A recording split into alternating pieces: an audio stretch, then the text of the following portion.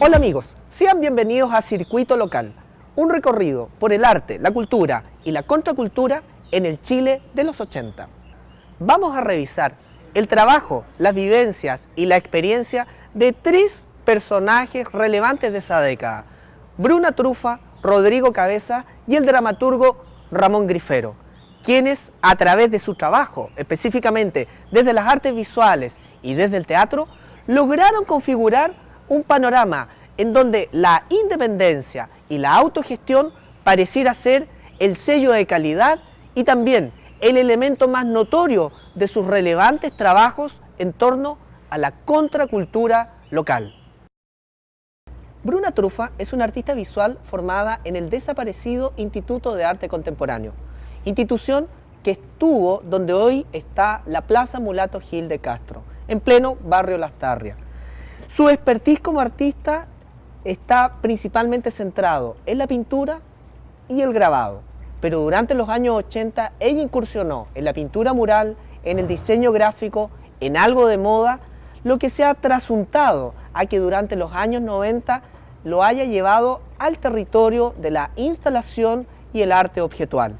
Se ha hecho muy conocida por su trabajo colectivo con Rodrigo Cabezas y también con Sebastián Leyton, con quienes formó una dupla y una tripleta creativa tremendamente famosa en los años 80 y 90. Bruna, cuéntame un poco, ¿por qué decidiste ser artista? Bueno, son preguntas que obligan a ir para atrás en el tiempo y la verdad es que yo te diría que fue como una decisión que venía desde chica, que nunca estaba tan clara porque igual como que uno cuando chica dice ser artista, igual como que te empiezas a meter como el cuco de que se va a morir de hambre, no sé, miedos, ¿cachai? Que tienen relación con la subsistencia en la vida. Salí del colegio súper chica y como a los 16 años yo ya estaba como viniéndome a Santiago a estudiar. Y claro, vengo, doy la prueba y me da mal, ¿cachai? Me pone súper mala nota en los monos había que hacer. Entonces quedé en artes plásticas y yo dije ya ahí, bueno, hice el primer año que era común en esa época. Bueno, yo creo que la pintura es lo que me ha quedado más cómodo a mí en términos... Y a veces, de verdad que de repente me dan ganas de decir, chuta, si hago esto mismo de otra manera, ¿cachai? Pero yo no sé por qué estoy atrapada en esta cuestión del pincel, ¿entiendes? Como una seducción y una cosa que no me puedo... Encuentro que las nuevas generaciones ahora están tan libres en ese sentido, que tienen tantas maneras de... Ahora yo no sé, es como un cierto apego, quizás de los pocos apegos que tengo como con una cosa medio clásica. Tengo como un filtro súper claro de qué manera quiero hablar y dónde me coloco dentro del lenguaje muy visualmente atractivos, alegres, que carezcan de dramatismo, a pesar de que quizás exposiciones o temas o qué apunten a cierta situación, pero siempre vistas con ese cuento de la ironía que baja, digamos. Como que yo creo que con el cuento de la dictadura y de todos esos años de terrible como lloriqueo, yo quedé tan chata que nunca más quisiera, nunca lo he adoptado, ni nunca lo voy a adoptar, yo creo ya, no creo que cambie a esta altura en la vida. Podríamos decir de que el hecho de haber ido al Instituto de Arte Contemporáneo, en vez de una educación tradicional como la que ofrecía la Universidad de Chile, permitió que tú en el Instituto de Arte Contemporáneo pudieses dar rienda suelta a este trabajo en equipo que después consistió la unión con Rodrigo Cabeza, con Sebastián Leyton. ¿Cómo lo ves? Sí, pues no es absolutamente así, porque yo creo que si yo me hubiera quedado en la universidad no hubiera tenido esa suerte de vínculo, de verme como con la necesidad. Además que uno cuando se hace en las universidades en cierta manera te marcan y te ponen como un sello, yo Exacto, cacho. Claro. Y esa cuestión, bueno, a uno, bueno, yo creo que igual debo tener baches como en mi formación importantes, pero como soy chilena e ingeniosa. Claro. Cuéntame cómo es el encuentro emblemático entre tú y Rodrigo Cabeza en esos días de los 80. Claro. Bueno, yo estaba estudiando en el contemporáneo y había un concurso, ponte tú, no sé, me acuerdo claramente si era del arte actual o se hacían esos concursos por ahí. Y había que llevar una obra. Yo andaba siendo uno de mis armatostes habituales, siempre fui buena para el encatrado. Bueno, pero esto era así, yo estaba llevando mi obra como entre 5 porque era pesada, era una madera enorme, era una hoja de cuaderno que tenía una manguera enrollada arriba. Entonces, me acuerdo que Cabeza llegó con la suya y todo canchero porque él ya estaba, tenía un poco más de rodaje ya que yo creo en el ambiente. Entonces Cabeza llegó y estaba revisando las obras que iban, porque se iban quedando como así, como paradas.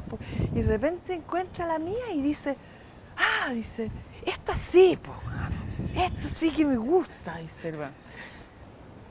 Sé que ahí ya nos conocimos con la inauguración de la cuestión y ahí se armó, empezó a armarse la trama y Cabeza entró, como ya nos pusimos medios que a pololear en esa época, entró a participar en estos grupos que yo te contaba, Claro. que eran estas como pandillas de mural que hacíamos para los conciertos y también para las obras de teatro, donde nos invitaban a hacer como otras escenografías, que era Ramón Grifero, el Pablo Lavín también, que Paltrole. Claro.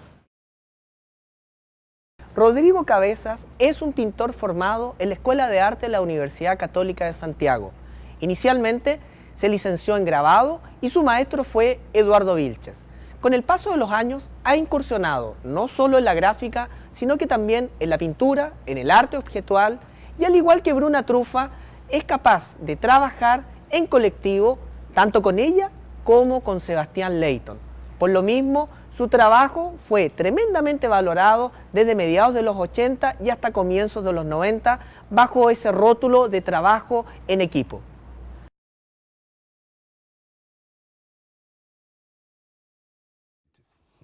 Ahora bien, hay un mito que se cuenta en la escuela cuando yo estuve estudiando 20 años atrás, de que Rodrigo Cabeza en los heroicos días de los años 80, en una entrega de grabado, supuestamente se autoinfirió heridas cortopunzantes con una botella de pisco y dijo, esto es grabado al metal. ¿Cómo es finalmente esa anécdota? No, te confundía la anécdota. La verdad es que no, me hice una entrega de Aguafuerte. Yerko me escribió un poema con la solución de ácido que se usaba para comer las planchas. Ajá. Encima. Entonces, ahí estuvo la Nelly Richard, ¿no? Eso fue traumático. Y lo otro fue, claro, una cosa como la punta seca, desplazamientos violentos de la técnica de terapia de shock. Ahora, estábamos pasando por una época punk. Ahora, ¿qué queda de esas acciones, de esos momentos de la escuela en el Rodrigo Cabezas de hoy? El artista que trabaja en computación, que trabaja desde la pintura, que trabaja en el espacio público, que interviene en lugares. La curiosidad, ¿no? Y las ganas de trabajar también. Como me gusta lo que hago, me entretiene.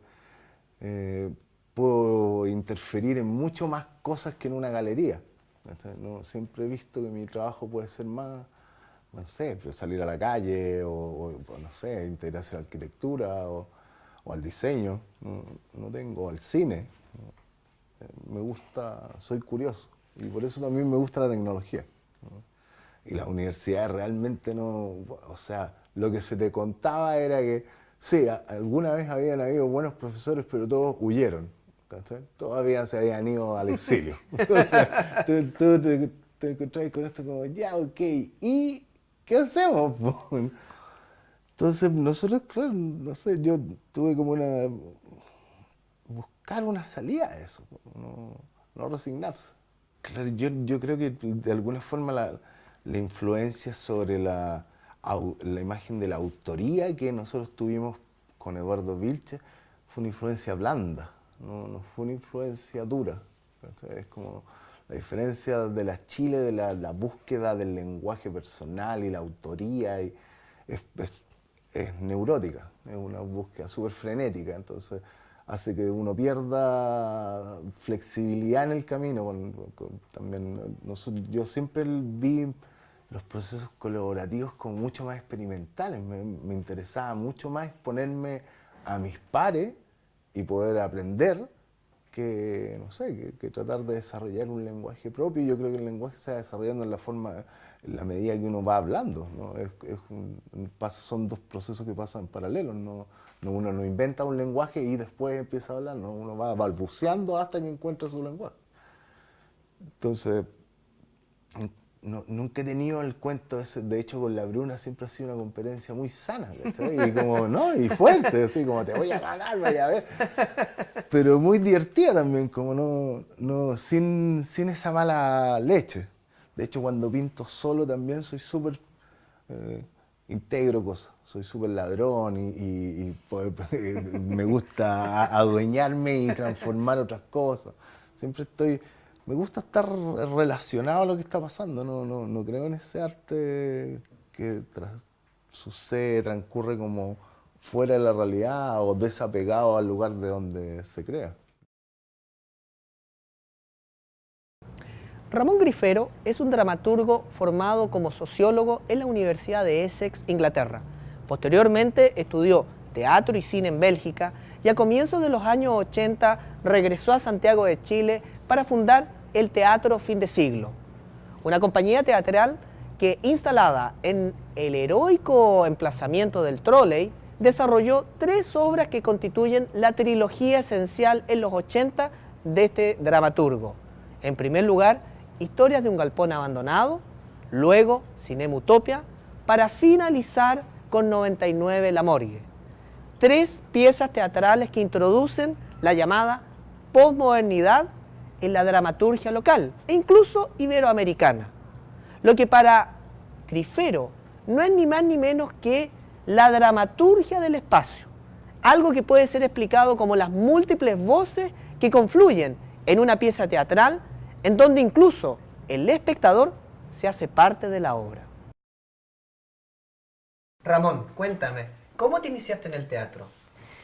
En realidad, el inicio de las obras fue porque obviamente había una necesidad. En Chile había una dictadura, yo estaba en el exilio y en realidad el teatro me pareció como el medio más accesible para poder uno ser autónomo y poder montar una obra de teatro sin tener que esperar 5 años para hacer la película, porque había una urgencia en que lo que había que decir, lo que había que denunciar, lo que uno quería manifestar, quería hacerlo mañana. Si tú estás en dictadura y quieres ir a hablar y denunciar algo, no decir voy a hacer la película que va a aparecer 4 años después. Exacto. Un poquito, en cambio, el teatro me aparece como un medio más bien, para mí, para que tuvieran sentido, tenían que ser representadas en Chile bajo la dictadura, donde en Chile estaban matando gente por querer cambiar la sociedad a la utopía socialista. Entonces eso es bastante difícil imaginar una ciudad apagada, gris, había toque de queda, por lo tanto nadie se atrevía a manifestar lo que realmente pensaba. Yo no sabía quién eras tú, no sabía quién era el otro. Todo el ambiente cultural estaba institucionalmente su 98% bajo la dictadura.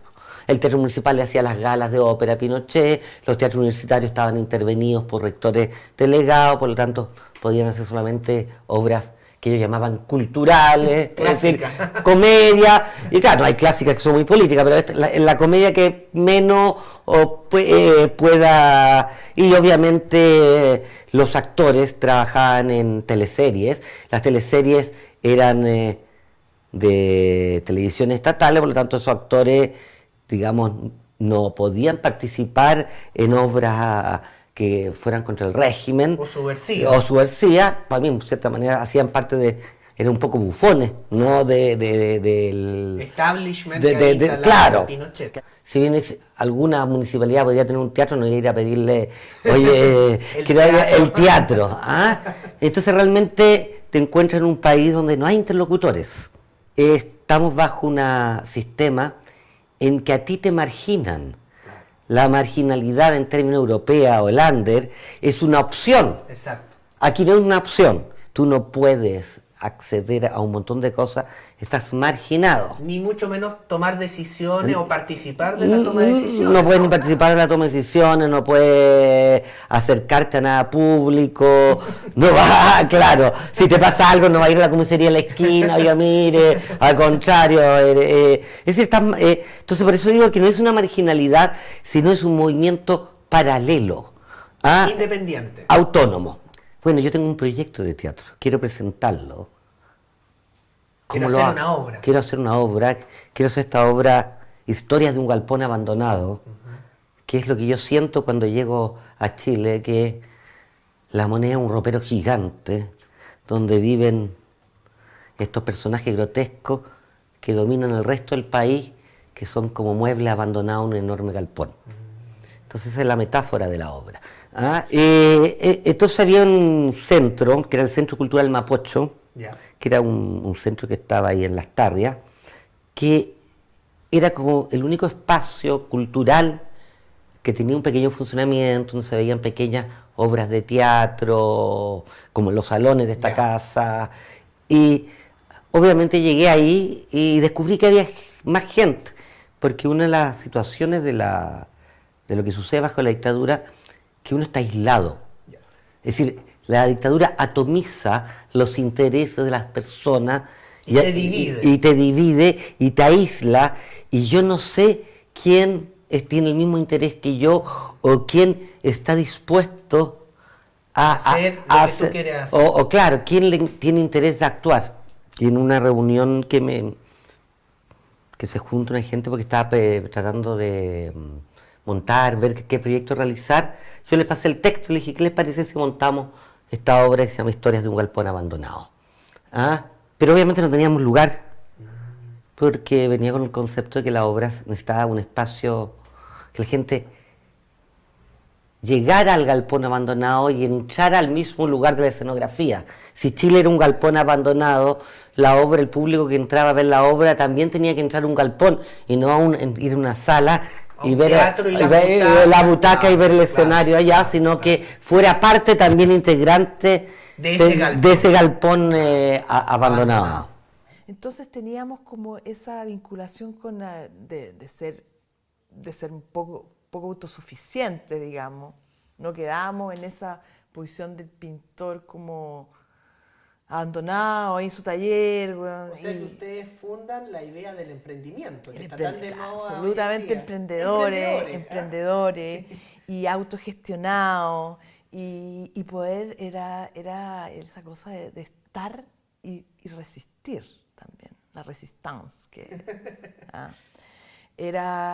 eso era un cuento potente igual, porque en esa época poder seguir trabajando a pesar de toda esta historia que se te caía encima, porque era como el cuento político, pero también era el cuento político dentro de lo que eran las artes visuales también. Entonces, nosotros en ese minuto, en Chile, el que no se unía no conseguía nada, porque, bueno, todo estaba construido para deshacer, dispersar.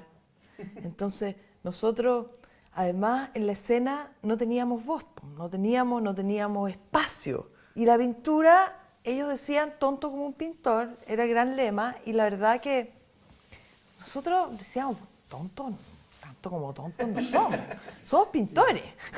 Queremos pintar y no nos interesan más las latas. Ahora, como nuestros antecedentes igual venían, nosotros mirábamos discos por carátula, en esa época me acuerdo que no habían esa historia que hay ahora con la multimedial, que uno se mete al internet y uno busca toda la información. O sea, nosotros las imágenes las cogíamos de como las carátulas de discos, los videos clip, ¿sabes?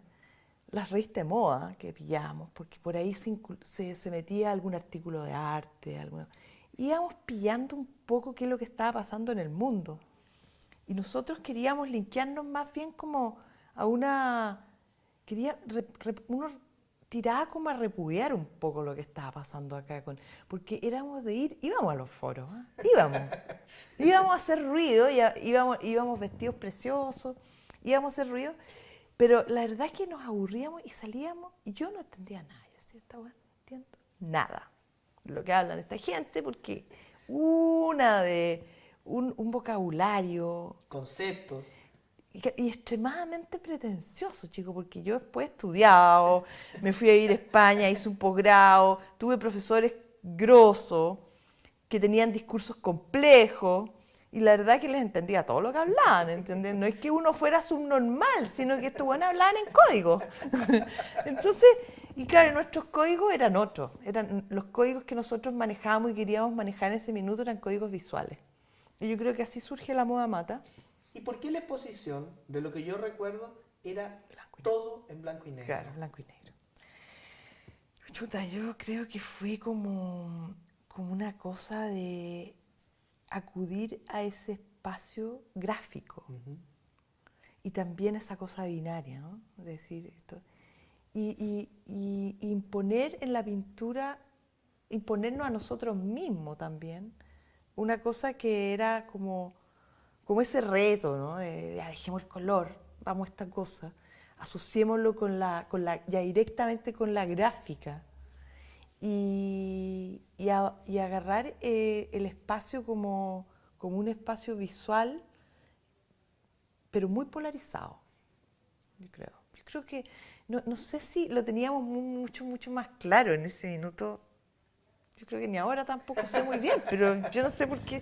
Yo creo que era un poco eso, o sea, hacer como transgredir ese espacio, separarnos un poco como de la cosa de la pintura, a pesar de que todo era pintado en esa exposición. Yo recuerdo que intervinieron los muros de la galería, las obras fueron hechas sobre madera. Claro, eran como tridimensionales, como yo hacía ropa, pintamos camisas. ¿Te acuerdas que habían las camisas? Claro, cada uno pintó una camisa, negro, las camisas eran blanco y negro. Entonces mandamos a imprimir en serigrafía las camisas y después mis costureros me las cosió, las colgamos, hicimos unos objetos en cerámica. Era como esa necesidad también de la respuesta del multiformato, ya empezar a jugar un poco. Borrar la frontera entre el arte, la moda, la gráfica. Yo creo que eso es lo bonito de esa muestra. Sí.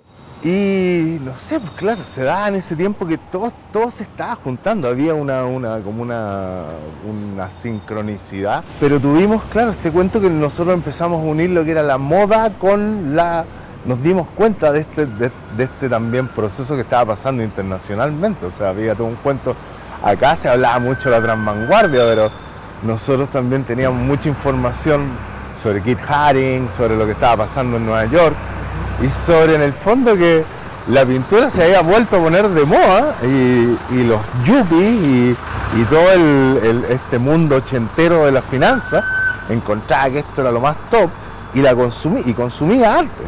Mire, yo te diría, nosotros yo creo que fuimos la primera generación que se enfrentó como a este como triunfo del capitalismo temprano. Nosotros empezamos a recibir mucha información que era muy difícil conseguirse a lo mejor un libro de, no sé, de Foucault, pero era mucho más fácil conseguirte la interview, ¿sí? Entonces te llegaba una revista de Nueva York hecha por Warhol donde uno se enteraba de la música, la foto, del arte, de lo que estaba pasando y era muy fácil relacionarse. Entonces también nos dimos cuenta, recibimos toda esa influencia, ¿sí? Que no era esa influencia tan francesa que llegó a través de la escena avanzada, que era mucho más estricta, ¿sí? Mucho más absolutamente suspicaz de toda esta cosa global y pop, ¿sí? Y nosotros no, pues nos sentíamos, a pesar de que habíamos sido como criados un poco por la escena avanzada, también teníamos esta otra pata que se juntaba también con estas ganas de hacer galerías outsider o distintas o que presentaran otro tipo de arte, porque se daba esta coyuntura de que la gente realmente sí a lo mejor podían comprar este tipo de arte.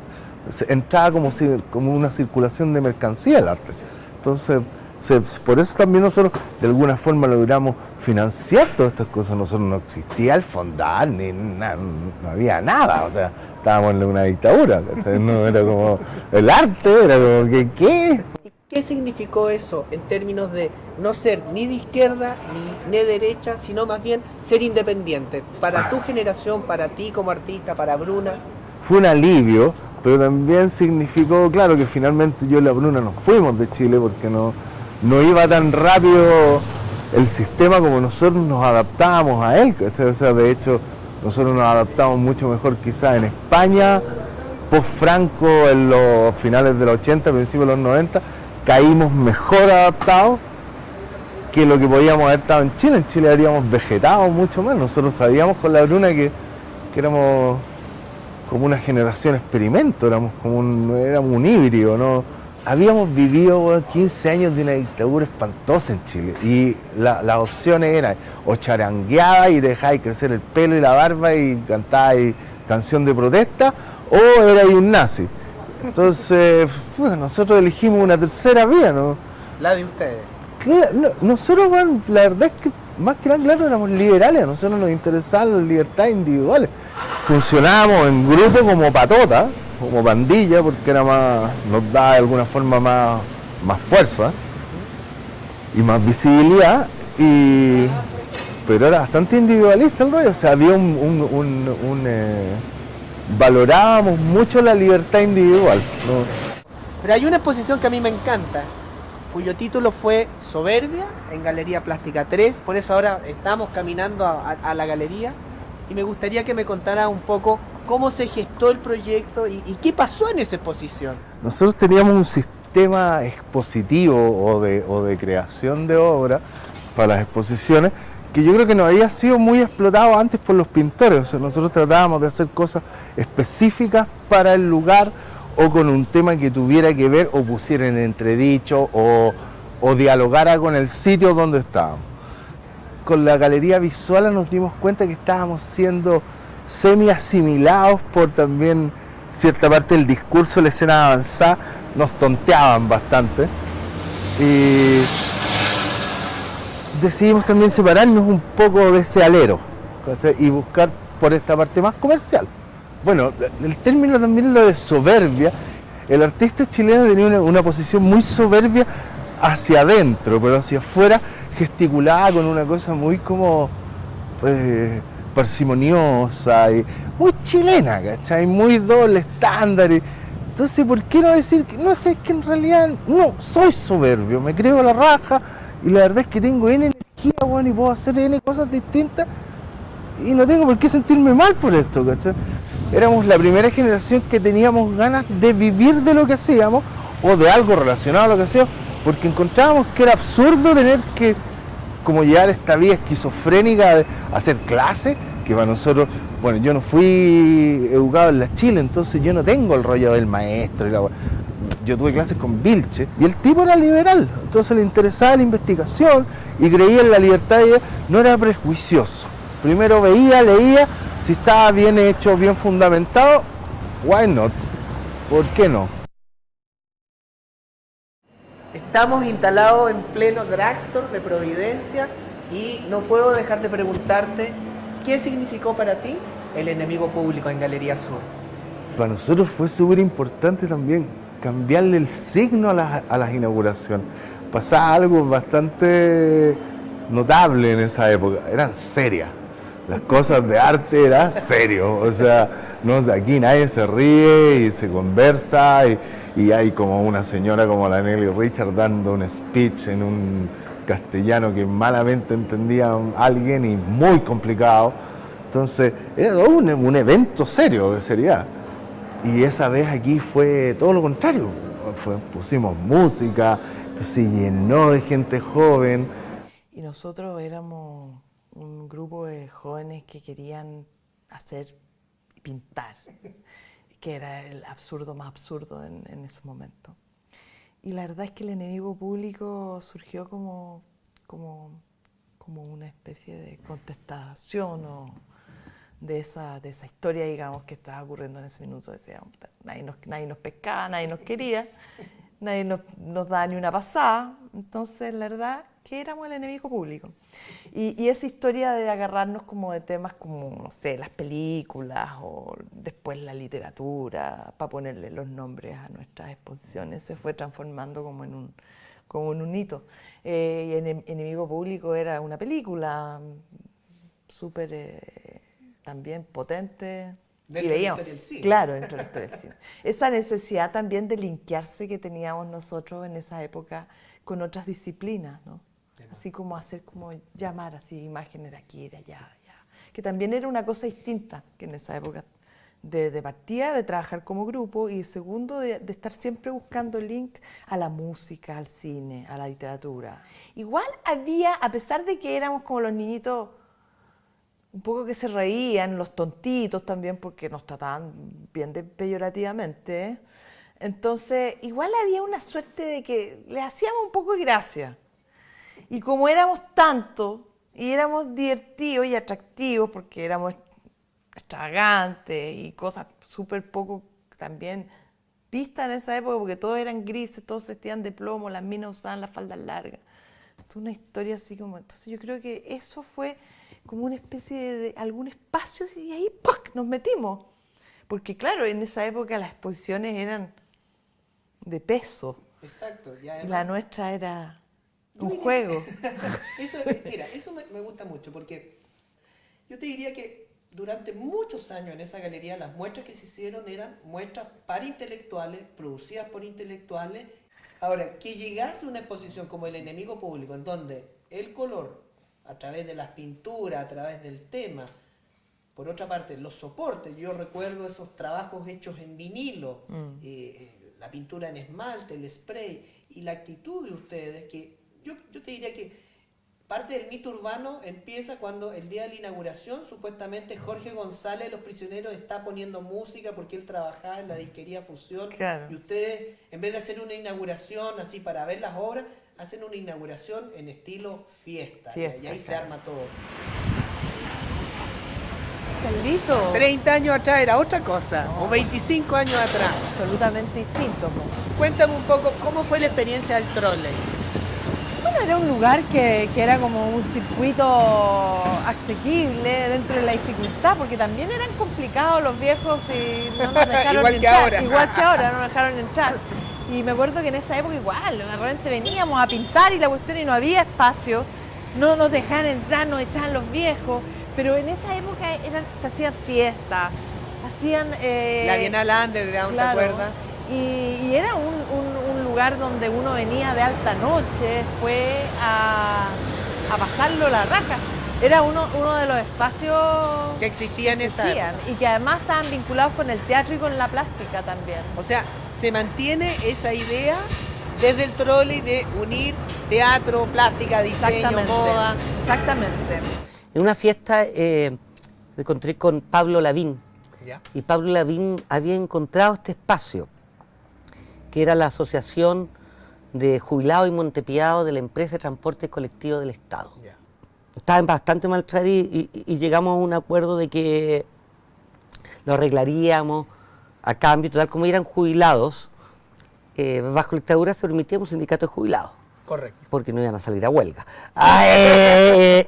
Y además tenía algo emblemático también el lugar, porque obviamente este espacio era de 1918 y ya había sido un lugar de grandes encuentros sindicales. Reuniones. Pedro Aguirre Cerda había hablado sobre escenario, Allende, Clotario Blest, etcétera. Entonces ya tenía, y era un galpón de madera, donde los personajes vivían dentro de los muebles, a través de los vidrios se les veía, y donde se construye este ropero gigante que cubre el escenario. Por lo tanto, cuando se abría generaba una profundidad de campo, se iba abriendo por capas, se abría primero el ropero, estaba en un lugar, se abría la parte del fondo del ropero, y iban apareciendo entonces, y además la obra era evidente, la obra eran 4, era la junta militar que estaba en el ropero, que ejercía abuso, tortura, etcétera. Yo me inspiré un poco en esa obra en Saló. Ya. Hay una película de Pasolini, Saló, donde los fascistas juntan a gente en un espacio, claro, y lo hacen. Claro. Ya, pero yo cuando llegué a Chile dije, había visto esa película que justo había salido en Europa, estaba media censurada.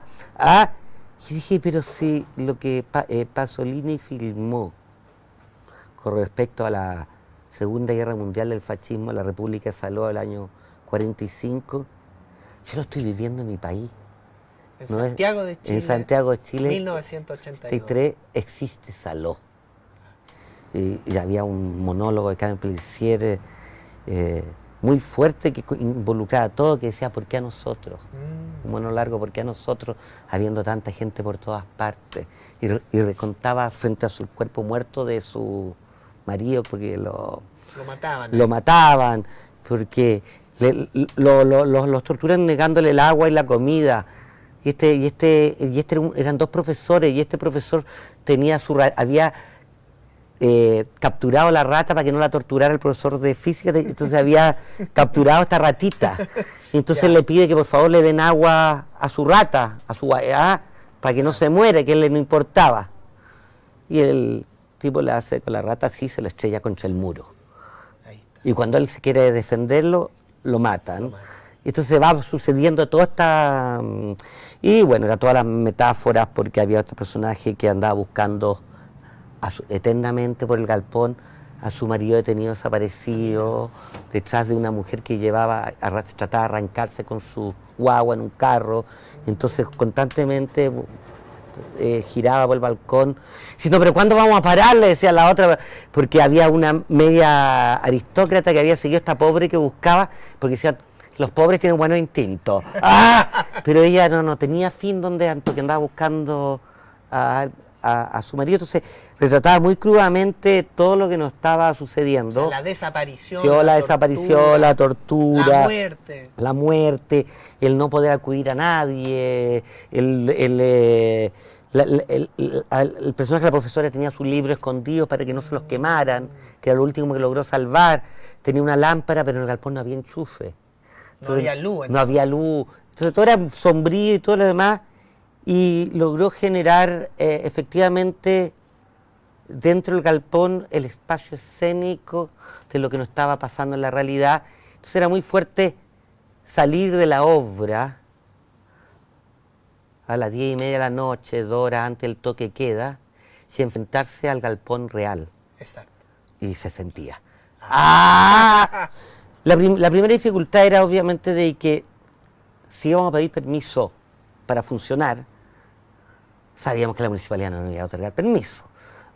Si no teníamos permiso no íbamos a sacar las boletas de servicio de impuesto interno, hay que pagar impuestos por la entrada, después hay que sacar patentes de alcoholes. Hay que promocionar. Y después hay que llevar la obra al Ministerio de Educación, a la División de Cultura, para que la declare cultural. Yo sabía que si iban a leer historia de un galpón abandonado, no iban a declarar cultural la obra, que era la medida de censura encubierta de la dictadura. Entonces decidimos de esa manera hacerlo clandestino. Clandestino desde el lugar de que no sea clandestino, que la gente no supiera que existe, sino que no íbamos a pedir los permisos, no íbamos a ir a la División de Cultura y que nos cerraran cuando los descubrieran o cuando estimaran conveniente. Entonces se empezó a armar ese proyecto, y lo primero fue hacer fiestas. Se llenó esta primera fiesta, donde partía un performance con Eugenio Morales y Carmen Pellicer, que eran los otros dos, los primeros miembros del Teatro Fin de Siglo. Ahí creó el Teatro Fin de Siglo, y decidimos ponerle también al lugar el trolley, en homenaje a estos antiguos conductores que eran en realidad los jubilados de trolebuses y de tranvía que estaban ahí, obviamente. Entonces por eso se llama el trolley. Y en esa primera noche, ¿no es cierto?, Eugenio Morales hace un performance con un reloj, con varios relojes, que era reloj no marque las horas, porque era la llegada del año nuevo, y habíamos a partir del año antiguo, y después estaba una escena de travesti, de un hombre en una caseta con un carromato que esperaba que llegara el amor, etc. Yo aparezco con 2 otros actores en escena, en la mitad fiesta Año Nuevo, con una televisión en el hombro, 3 televisores, y se apagan las luces y empieza un discurso de Pinochet. Y obviamente era un video beta que estaba grabado a los 3 televisores, y a medida que la música, que el discurso se está sucediendo, empezaba la música, oh, oh, only you can make the world go round. Y ahí empezamos a hacer el amor con la figura de Pinochet y se produjo una explosión en el público. Yo diría que para algunos sería la primera vez que se manifestaron públicamente. Frente a eso. Frente a eso, Increíble. frente a los otros. Es decir, habían Claro. 800.000 personas Claro. y se produjo una explosión de toda esta cosa contenida y como que se dieron cuenta dónde habían llegado Claro. y también vieron que había una forma artística que también parecía que los convocaba, no era Pinochet es un dictador malo, sino le había llegado por otro lugar la crítica O sea, había una y la forma- ironía Había una forma contemporánea tuya y de tu grupo para mostrar eso. para mostrar eso. ¿Cómo es la experiencia tuya, en lo particular, en torno a las fiestas en el trolley, a Ramón Grifero y sus obras de teatro y también las fiestas que ahí se dieron? ¿Qué recuerdos tienes de eso? Sí, de eso me acuerdo claramente en los 80 porque tenía una curiosidad por ver cosas que eran muy distintas a las que a lo mejor tengo ahora. O sea, esa era una gran ventaja de esa flexibilidad de la que te hablo yo. Y si era producción local también uno la apoyaba, ¿cachai? Entonces, sí, el trolley, bueno, puta, a mí me encantaba. Yo tenía una relación al principio más como distante porque era amigo de la Bruna y del Pablo y ellos eran como los que pintaban. Pinté algún mural gigante, colaboré en uno para un año nuevo. Como fumando, así. Pero más que nada disfruté de las fiestas del trolley y disfruté del trolley de esa onda que tenía, esa como mística y eso que llegaba ahí a ese lugar tan raro, ¿cachai? Y que además que se cree, no sé, bueno, nosotros igual tratábamos de ir a Buenos Aires. Era como el único lugar donde uno se podía escapar y que a pesar de que era dictadura y tal, no había toque de queda, ¿cachai? Y tenían, no sé, pues la Cemento, ¿cachai? Y fuimos y conocimos, weón. Siempre conocimos al tiro a todos, a los músicos, weón, porque era súper chico, si era Latinoamérica en los 80, pues, bueno, en el medio de las dictaduras. Claro. Los buenos que estaban haciendo algo, te topabas y al tiro había un bar nomás donde se juntaban, no habían 200 bares, pues, bueno, ¿cachai? Entonces, fue súper rápido conectarnos y claro, nos dimos cuenta que ellos también eran súper autogestionados, tenían sus cuestiones locales, tenían su versión local de la Fura del Baus, la negra, y hacían su Fura del Baus argentina, más psicoanalítica, así, para enrollar, pero tenían su cuento, entonces nos gustaba a nosotros el sistema en el que se producían ellos, ¿cachai? Los músicos tenían éxito, ¿cachai? Sumo era exitoso, para nosotros era como, Sumo le va bien, weón, como que loco, en Chile, weón, ¿de a dónde? Los prisioneros no existían en la televisión, no existían, ¿cachai? Los prisioneros los escucháis por cinta, por tape. Y obviamente Grifero nos comentaba de que los prisioneros cuando llegaron a una de las fiestas del trolley no tocaron porque ellos consideraron que eran muy jóvenes y que no los conocía nadie. Muy probable. Bueno, tenían un rollo con los... Yo no sé si le tenían miedo, compadre, o algún rollo le tenían al grupo del Pablo con la Bruna. El prisionero veía a la Bruna y cruzaba la calle. Le tenía pánico. Y porque, bueno, en el fondo lo que pasa es que el Pablo tenía un grupo como de pintura que era un poco guerrillero. Aparecían con estos murales y como que los desenvolvían en un momento de la actuación. Y empezaron a seguir a los prisioneros y le hacían esta broma, weón. Cada vez que los prisioneros aparecían en cualquier lado, estaba el weón del prisionero así mirando a todos lados, empezaba a tocar y ¡fua! Caía por atrás una weá grande, una imagen así del Pablo con la Bruna, con estos weones, un mural. Y sin permiso de ellos, porque no le caíamos muy bien, porque nos encontraban, yo creo que también niñitos bien, o no sé, ¿cachai? Ellos eran mucho más... Sí, bastante más refractario, claro, como diría Justo Pastor Mellado. Exactamente. Refractario, no vamos a decir insolente, ni mucho menos y yo creo que no, y les cargaba que nosotros fuéramos insolentes con ellos y le hiciéramos esta... Entonces estaban ellos en tocata ahí en la Católica, no sé qué, porque tocaban en la universidad.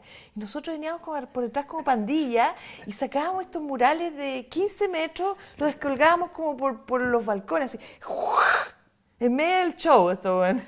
Entonces, y después, obviamente, que esa pintura la habíamos pintado durante 3 noches ahí en unas casas que nos conseguíamos de unos amigos. Y bueno, eso todo era cosa que quedaba en el gesto nomás, ¿no? Este es la reproducción de un stencil de Cinema Utopia y que también lo que tenía, digamos, de diferente es que en la película de Cinema Utopia el protagonista, que era exiliado, se inyectaba heroína, hacía el amor con su mujer detenida, desaparecía, después tenía relaciones con su amigo, y esto parecía también, ¿cómo se llama?, muy anti-imagen del héroe exiliado. Entonces también teníamos como crítica por el otro lado. Alguien veía eso en el puente del arzobispo pegado y decía, ¿qué es? Es muy raro en plena dictadura una imagen así, claro, pegada en los diferentes lugares. Es decir, claro, no es una estrella roja, no es el puño levantado. No es venceremos. No es venceremos. Cinema Utopia refleja la sensación de extrañamiento de que cuando uno andaba por las calles de Santiago y escuchaba rumores, porque una ciudad de rumores, ¿no?, de que tomaron preso a este, lo llevaron a una cárcel secreta, nadie sabe dónde está. Y bueno, tú ves las patrullas pasar, etcétera. Entonces, pero al mismo tiempo estás haciendo tu vida cotidiana como todo el mundo, celebra los cumpleaños, la gente hace el amor igual, trabajar y todo lo demás, y está inserto dentro de este mundo. Y esa extraña contradicción entre esta ficción instaurada y la realidad, yo creo que son cuestiones muy metafísicas para darse cuenta que como que cada sistema es una ficción nomás. Entonces eso me dio la imagen de que Chile éramos espectadores de una película. Entonces la escenografía de Cinema Utopia era una sala de cine de los años 40, el Teatro Valencia, donde va un grupo de personajes, es decir, nuestros antepasados ven lo que les va a pasar a sus hijos. Y la tragedia que va sucediendo en la pantalla va invadiendo lo que sucede también en la realidad, en La Platea, que está en el año 40, y es también una película de los 80. Y que también tiene, y se trabaja un poco también con un plano, una profundidad de campo, porque está La Platea, está la butaca de cine, y el espectador está a continuación de las butacas de cine. Muy Entonces, cerca de ellos. Sí, no, pegado, entonces también son parte del cine. Cinema Utopia hablaba del fin de una época y de una utopía, cosa que era difícil de comprender en Chile, cuando todavía la gente estaba siendo ejecutada, desaparecida por esa utopía. Habían empezado las protestas y la represión había vuelto fuertemente, y estaban las muertes en La Victoria, las protestas. Había habido el atentado a Pinochet, había habido el atentado a Carrizal, Pinochet, etcétera. Y había que hacer esta obra 9-9, La Morgue, y el elenco de Teatro Fin de Siglo dice, pero ¿por qué tanto riesgo nosotros solos? ¿Cómo vamos a hacer esta obra? Porque esta obra finalmente, si la primera Chile era un galpón, la segunda Chile era, aquí Chile era una morgue. Claro. Y el director de la morgue era Pinochet. Llegan los familiares a buscar sus presos, y tenía su gente, le dicen que se ahogaron en vez de que murieron bajo la tortura. Y tenía esta parte poética de que cada cuerpo que se encontraba botado, etcétera, producto de las torturas, las ejecuciones, cuando le hacían la autopsia venían unos pescaditos rojos que el ayudante de la morgue lo iba juntando en unos bócalos. Y que iban aumentando los bócalos con pescados rojos, lo que iba a medida que cada vez había más muertes. Entonces, y hubo un poco de susto y casi de hacer o no esta obra, y el riesgo que implicaba. Y bueno, ahí yo estaba determinado a hacer la obra. Obviamente ya tenía conciencia de que todo lo que estaba sucediendo y que era poner en riesgo a los actores, sin ninguna protección tampoco, sin ni nada, más que ir a avisarle a la vicaría, oye, porque si nos pasa algo, sepan que nos pasó algo, porque no voy a ir a la policía ni a ninguna parte. Y finalmente el elenco decidió, bueno, hagámoslo. Quizás algo que no hemos hablado es el contexto en el cual el Instituto Contemporáneo estaba, y es precisamente el contexto de la dictadura militar. Cuéntame un poco cómo era venir a este barrio 25 años atrás. Bueno, era una cosa que no tenía nada que ver con lo que vemos ahora caminando y mirando en lo que se ha transformado, ¿no? Era un barrio en que estaba muy lleno de sapos, o sea, a la entrada de la calle José Quirino Lastarria estaban unos cuarteles de la CNI que eran como famosos porque decían que torturaban y qué sé yo. Que uno pasaba por ahí porque salíamos del metro y había que pasar todos los días para llegar al otro lado. Y era una vibra así que... Yo me acuerdo que era de pánico así, ¿no? Y uno sabía que... Y además que la cuestión era como ventana y todo, pero estaba como tapiado, ¿cachai? Y siempre tipo afuera y los opalas y todo. Claro, los opalas, pero nunca así uno veía a nadie. Era una cosa muy rara, uno nunca veía a nadie. Nadie que se viera como... Pero uno sabía que siempre te estaban viendo a ti. Bueno, uno estaba siempre sometida, digamos, en esa época a que te paraban en las calles, porque por rara, yo me acuerdo que a nosotros, con Rodrigo, hasta nos echaban de los lugares porque pensaban a mí me querían meter preso una vez en el metro porque creían que era hombre. Yo andaba con un traje que hacía vitrinas yo en esa época, que siempre como vinculada como a las modas, al diseño. Yo iba con un traje así vestida en la mañana como a trabajar, a ir a instalar y llegaron unos pacos así, me querían meter presa porque me decían, usted que anda disfrazado mujer, y yo le dije que no estoy disfrazada de mujer, yo soy mujer. Sí, muy desagradable en el metro, empezaron a rodear, empezaron a rodear la gente, ¿cachai? Y entonces eso era el clima. Al principio teníamos una gente que nos empezó a vigilar porque no entendía muy bien qué es lo que estaba sucediendo ahí. No entendían la iconografía ni los nombres. Pero una vez 3 agentes mostraron que eran de investigaciones militares y querían entrar, una tifa que le llaman, ¿no? Correcto. Y la chica que estaba a la puerta le dijo, bueno, ¿qué me importa a mí? Tienes que pagar igual, aunque sea 250 Claro, pesos la entrada. 250. Tiene que pagar los 500 pesos de entrada. Y llegó, yo estaba atrás en el trolley y de repente veo que se detiene la música y que entra el ejército. Ay, bueno, yo no estaba. Y piden hablar con el encargado. El encargado era yo, que estaba en ese momento ahí.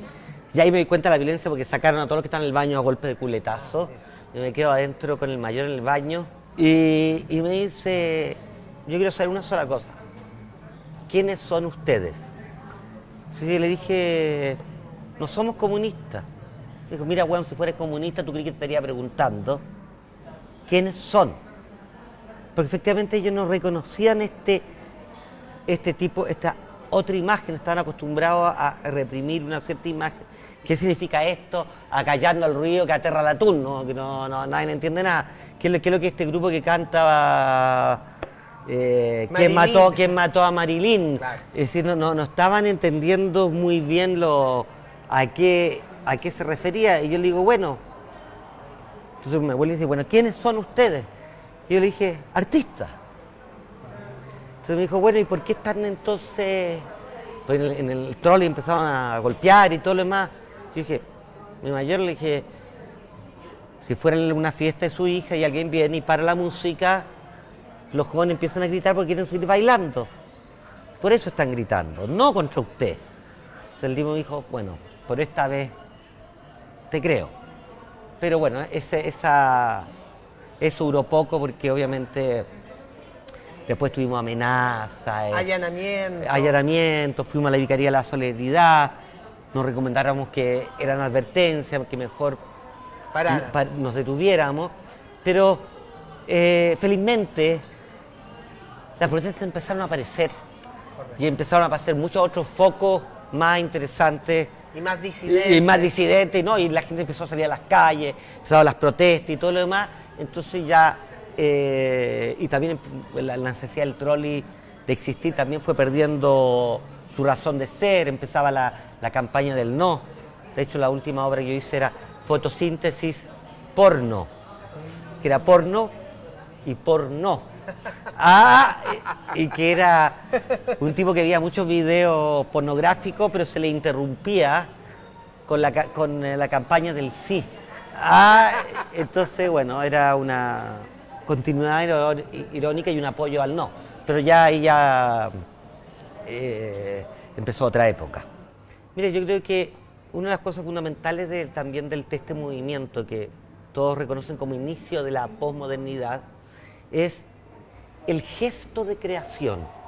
Se crea, obviamente, siempre, digamos, resistiendo a todo lo que atenta contra el ser humano, todo, pero no defendiendo posturas partidistas. Correcto. ¿Ah?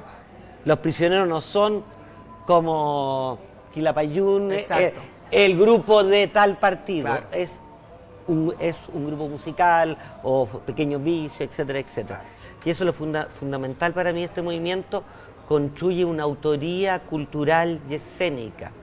Y una de las cosas fundamentales de crear una autoría es que una autoría puede dialogar con las otras autorías de otros países. En cambio, si yo hago la fotocopia de la cultura del otro, no puedo dialogar porque solamente me dicen, me hizo muy bien mi obra, qué bien me hace usted Chekhov, a ver cómo la hace, muy bien, no, pero no hace, es decir, báileme el lago de los cisnes como lo bailamos en Rusia, nunca lo logra porque el original está allá. Entonces si alguien te decía, tu obra te quedó igual a Brecht, era un halago. Y para nosotros que me dijeran que mi obra me quedó igual a Brecht, era una ofensa, aunque mi obra fuera peor que la de Brecht, porque uno trataba de manifestar algo, de crear un lenguaje y no de ser el virtuoso del lenguaje de otro. Y yo creo que las condiciones históricas de Chile, especiales del momento, los desafíos, las cosas de las cuales teníamos que hablar, obligó a que fuéramos autores.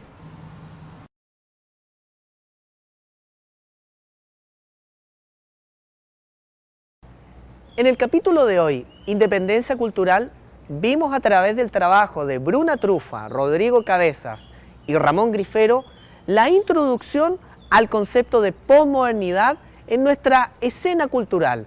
Es muy interesante entender que esta idea de lo posmoderno llega con ello a través de la estética New Wave, una estética basada en los colores planos, en donde la pintura con el cromatismo saturado es capaz de hacer una reverberancia en la mirada del espectador. Sin embargo, con el paso de los años, esta unión que ellos proponen entre el arte, la música, el teatro y el diseño gráfico pareciera desvanecerse y omitirse del gran relato histórico local. Asunto que debiera ser reconsiderado porque lo que ellos hacen es, sin lugar a dudas, establecer desde esta independencia cultural el modelo de autogestión y emprendimiento tan en boga en nuestros días. Ha sido Circuito Local.